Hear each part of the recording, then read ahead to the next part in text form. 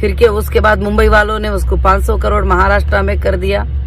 उसके जगह पे वैसे डिस्काउंट होते हुए आज का रिपोर्ट जो मैंने देखा तो लिखा है कि अटेस्टेड 500 लोग जो है डॉक्यूमेंट्स परफेक्ट सबमिट करके आए हैं, उनका टोटल पेमेंट जो है 30 करोड़ मोर समथिंग कुछ तो भी है, ये जो पक्का है करके बोल के बताए थे। मगर मैं पहले से बता रही थी कि जो भी लगा रहे हैं वो इल्जाम है और गलत है, और अल्लाह है एक दिन जरूर से जरूर जो है सच्चाई को बाहर लाएगा। जो कंपनी की खाली सिर्फ सैलरी चेक करेंगे तो पता चलेगा कि कंपनी कितना काम करती थी।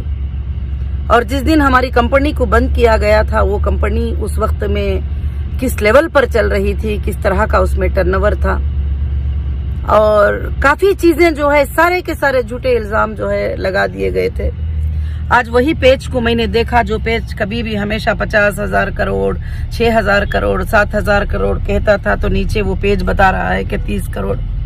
तो अब ये 30 करोड़ में भी कितने सच्चे हैं झूठे हैं उनका भी वेरिफिकेशन करना बहुत जरूरी है, क्योंकि वेरिफिकेशन के लिए जो है डेटा किसी के भी पास जो है मौजूद नहीं है। तो और दूसरी बात क्या है कि अल्लाह के फजलो करम से कंपनी वो जो इल्जामे लगाए थे वो तो स्कैम के थे, पोंजी के थे, अलग अलग बातों के थे जो इल्जामे लगाए गए थे। ये तो कस्टमर का और कंपनी का लेने देने का मामला है।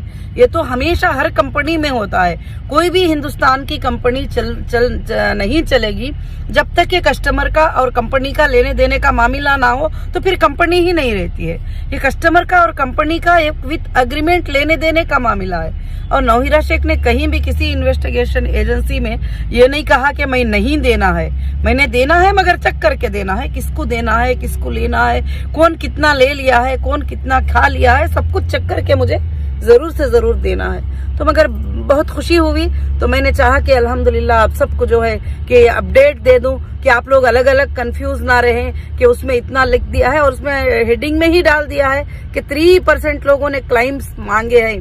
तो वो क्लेमों में से भी जो है जो चार्जशीटों में बगैर हिसाब किताब के सबमिट कर दिए थे वो भी आईबीजी मेंबर आ गए।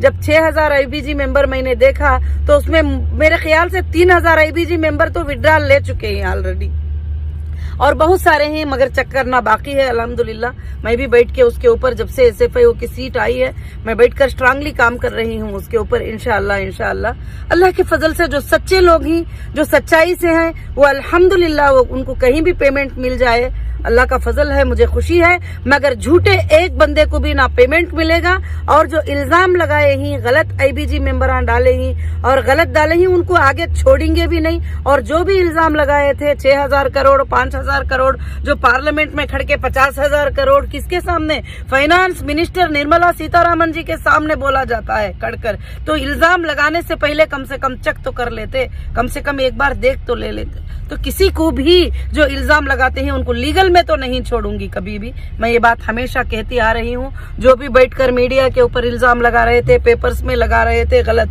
क्योंकि कोर्ट में जब मामला जाता है तो कोर्ट का डिक्लेरेशन आने तक किसी को भी वेट करना पड़ेगा।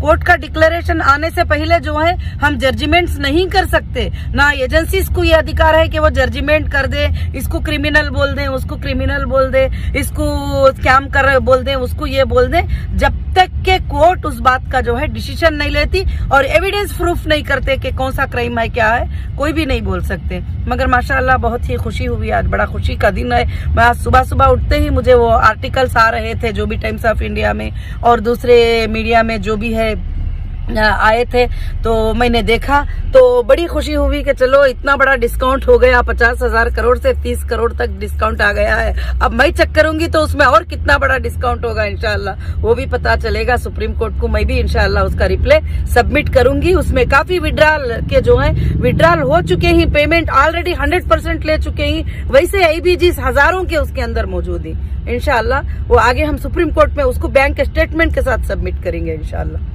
जज़ाकुमुल्लाहु खैर। अस्सलामु अलैकुम। थोड़ा अभी मालूम है मीटिंग भी थी आज हमारी बेलापुर ऑफिस में, मैं जा रही थी तो मैं सोची कि आप मेंबर्स को भी जो है कि अपलोड कर दूं एक अपडेट इंशाल्लाह। आज का जो भी आर्टिकल आया है उसके बारे में आप कंफ्यूज ना हो, इसलिए मैंने ये किया है। जज़ाकल्लाहु खैर। अस्सलामु अलैकुम व रहमतुल्लाहि व बरकातुहू। फिर से सबको एक बार रमजानुल मुबारक हो और इंशाअल्लाह आइंदा के दिनों में मुबारक ही मुबारक और फतह ही फतह होगी और सबकी कामयाबी ही कामयाबी इंशाअल्लाह होगी। अल्हम्दुलिल्लाह। जज़ाकुमुल्लाहु खैर। अस्सलामु अलैकुम।